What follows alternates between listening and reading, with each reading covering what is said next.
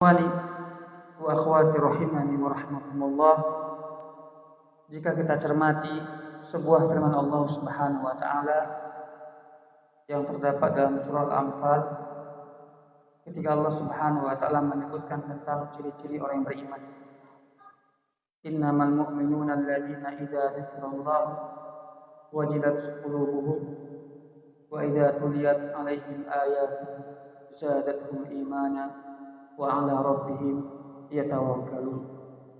Sungguhnya orang-orang beriman itu ialah apabila disebut nama Allah maka bergetarlah hati mereka, dan apabila dibacakan kepada mereka ayat-ayatnya maka bertambahlah keimanan mereka, dan mereka hanya bertawakal kepada Allah Subhanahu wa taala. Ikhwani wa akhwati rahimani wa rahmatullah. Pertanyaannya adalah, di mana kita sering mendengar nama Allah Subhanahu wa taala? Apakah di pasar, di kafe, di pajak-pajak? Tidak. Kita sering mendengar nama Allah di sini, di majelis ilmu. Di mana kita sering mendengar ayat-ayat Allah Subhanahu wa taala, Al-Qur'an maupun hadis Nabi sallallahu alaihi wasallam. Apakah tempat-tempat tongkrongan kita, tempat pancing dan semisalnya? Tidak. Kita banyak mendengarkan Al-Qur'an maupun hadis di sini, di majlis ilmu. Maka ikhwani wa akhwati, tiada yang bisa menambah keimanan kita. Senantiasa ingat kepada Allah kecuali majlis ilmu. Oleh sebab itu jangan pernah kita tinggalkan majlis-majlis ilmu. Tetaplah istiqomah, tetaplah hadir. Sibuk apapun kita, maka sisihkan sebagian waktu kita untuk mempelajari Al-Quran maupun hadis Nabi Sallallahu Alaihi Wasallam. Karena di antara kewajiban kita kepada Allah. Bukankah Nabi kita Muhammad Sallallahu Alaihi Wasallam bersabda, "Thalabul ilmi faridatun ala kulli muslim." Belajar ilmu agama itu merupakan kewajiban atas setiap muslim. Saya sering ditanya jamaah sekalian, bagaimana cara istiqomah yang terbaik? Bagaimana cara kita bisa istiqomah di atas agama Allah?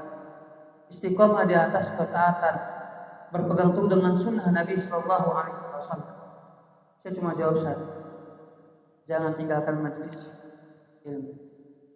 Karena ikhwani wa akhwati, ketika orang sudah tidak belajar lagi, artinya apa? Dia tidak mendengar nama Allah lagi kecuali ketika azan. Tak mendengar Al-Quran kecuali ketika sholat. Tak paham dia apa yang Allah sampaikan kepada dia, apa yang Nabi sampaikan kepada dia. Tidak belajar ilmu agama. Bukankah tadi kita sebutkan bahwa di antara yang membuat iman kita bisa bertambah dengan cara mendengarkan ayat suci Al-Quran, firman Allah dan hadis Nabi Sallallahu Alaihi Wasallam, dan itu hanya ada di majlis ilmu. Tak mungkin ikhwan bisa mendapatinya di konser ataupun di kafe-kafe, tempat nongkrong, tempat kumpul, nggak mungkin. Al-Quran maupun hadis hanya kita dengar hari ini di majlis ilmu.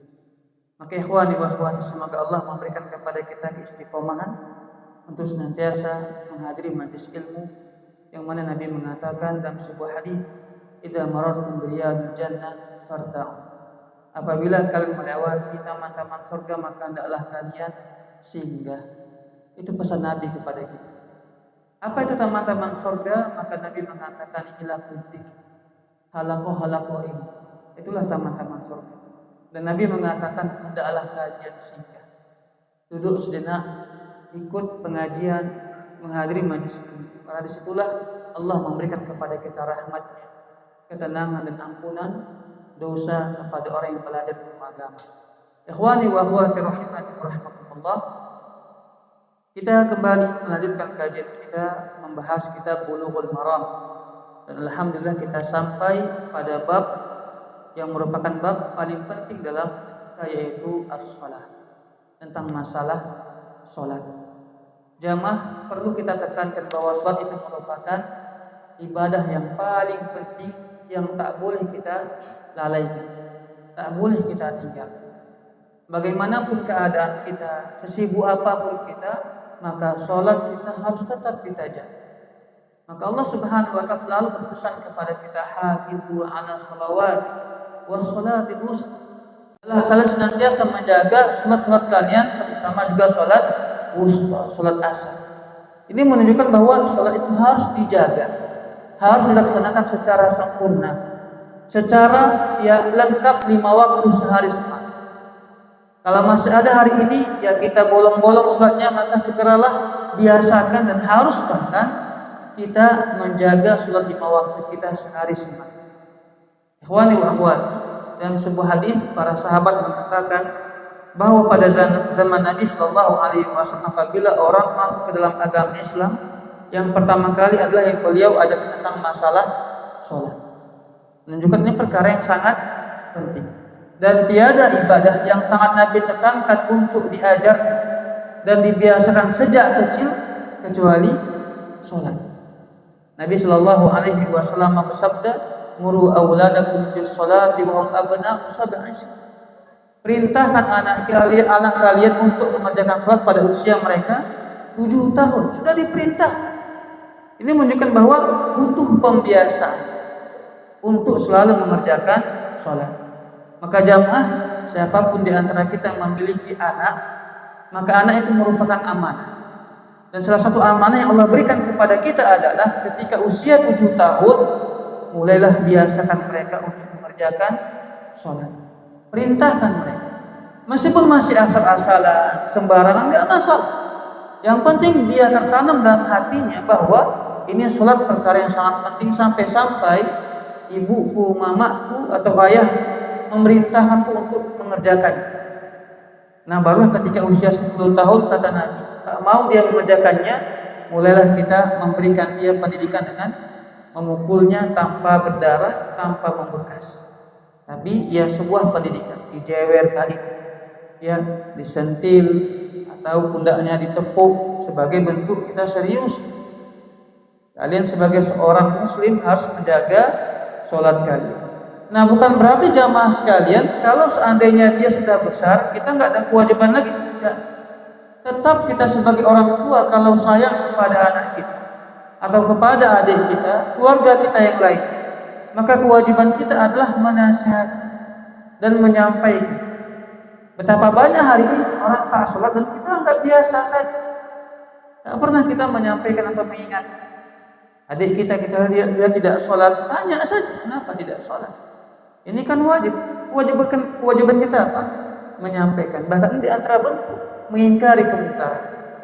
Yang mana kata Nabi Shallallahu Alaihi Wasallam, "Man ra'a minkum munkaran falyughayyirhu biyadihi." Siapa yang melihat kemungkaran maka cegahlah dengan, rubahlah dengan tangannya. Tak bisa maka dengan lisannya, tak bisa maka dengan hatinya. Ini juga di antara bentuk amar ma'ruf nahi munkar. Baik ikhwani wa akhwati rahimani wa rahmakumullah. Dan Nabi juga mengatakan tentang salat ini, wa'lamu anna khairu a'malikum as-shalah. Katakanlah bahwa sebaik-baik amalan kalian adalah salat. Inilah amalan terbaik. Bahkan salat salah satu amalan yang bisa membuat kita bersama Nabi Shallallahu Alaihi Wasallam. Pernah suatu hari ya ada salah seorang sahabat Nabi membantu kebutuhan. Kata Nabi, mintalah sesuatu. Maka dia bilang, ya Rasulullah, aku minta supaya bisa menemani ke surga, menjadi tetangga Nabi atau dekat dengan Nabi Shallallahu Alaihi Wasallam. Maka Nabi mengatakan, ya fa'inni ala nafsika bikasris sujud. Kalau begitu bantu aku. Kalau kamu mau bisa bersamaku di surga Allah Subhanahu wa taala dengan cara memperbanyak sujud. Ikhwani wa akhwati, hari ini banyak sekali anak-anak muda kita bilang kita masih muda. Nanti pada usia 40 atau nanti 50 baru kita sholat, kita jaga haji, kita taubat sama Allah, selesai. Ikhwani wa akhwati, pahami bahwa taubat hanya mengampuni dosa. Itulah taubat. Berarti bagaimana kalau seandainya ada orang yang 20 tahun dia tidak sholat, kemudian Allah beri dia hidayah, kemudian dia bertaubat, dia jaga sholat, Allah ampuni dosa dia selama 20 tahun itu, tapi tak tercatat di amal ibadahnya, catatannya bahwa dia mengerjakan sholat selama 20 tahun, tak tercatat. Ikhwani wa akhwati, oleh sebab itu ya di antara amalan yang para ulama kita bagi orang yang dulu sengaja meninggalkan sholatnya ialah dia berbanyak sholat sunnah untuk dia menaikkan derajat dia kepada Allah, untuk menambah pahala dia. Karena apa? Selama 20 tahun dia lalai, lalai daripada Allah Subhanahu wa taala. Enggak mau mengerjakan salat. Hari ini Allah beri dia hidayah, taubat dia kepada Allah. Tapi sangat disayangkan 20 tahun tak tercatat amal ibadah salat di catatan amal perbuatannya. 20 tahun.